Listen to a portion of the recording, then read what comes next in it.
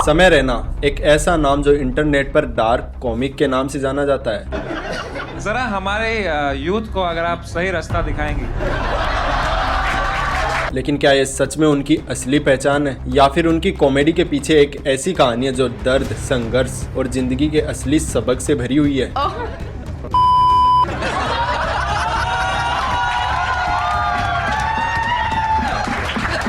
भाई पर only kisses भी लिखा है, ओनली किसेस।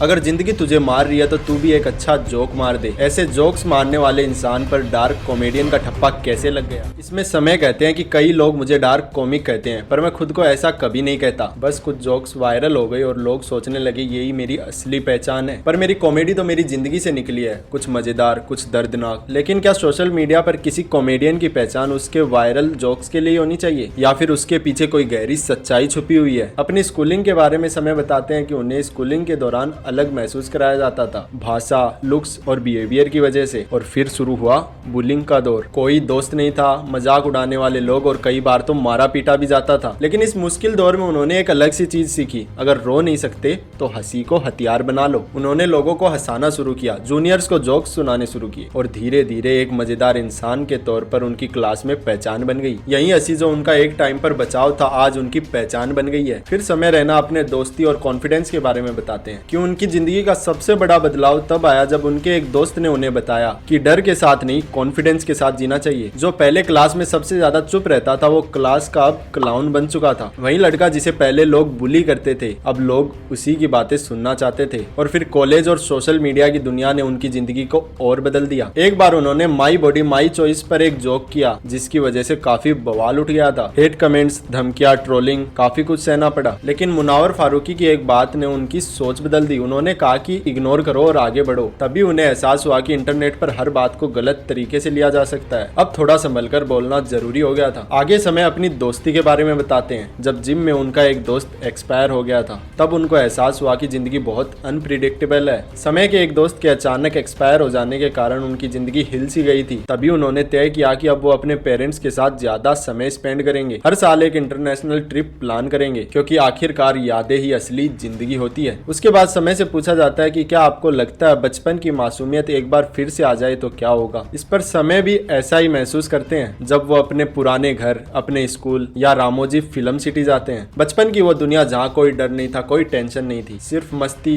दोस्ती और सपने थे। और वो सोचते हैं कि काश फिर से हम वैसे ही बेफिक्री से जी सकते। अब इंटरनेट पर कॉमेडी का गेम बदल गया है। पहले जो मन में आया वो बोल दिया, पर इंटरनेट पर अब सोच समझकर बोलना पड़ता है क्योंकि इंटरनेट का माहौल अब बदल चुका है। पर समय का एक फैसला साफ है, वो वही करेंगे जो उन्हें मजा देता है। नहीं कि मैं बोलूं शक्ल पे लेके कि शायद मुझसे डर सकते हैं।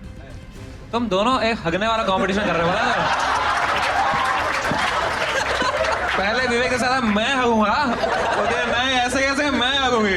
क्योंकि आखिर में यही सबसे ज्यादा जरूरी चीज है। यह सिर्फ एक कहानी नहीं थी बल्कि जिंदगी को एक हंसी के नजरिए से देखने का तरीका था। Bullying, struggle, social media trolling, humour, family relationships, unpredictable life, सब कुछ इस सफर में समाया हुआ था। अगर आप सारी चीजें डिटेल से सुनना चाहते हैं तो खुद ये पूरा पॉडकास्ट देख सकते हैं जिसकी लिंक आपको डिस्क्रिप्शन में मिल जाएगी। That's it for today guys, thank you.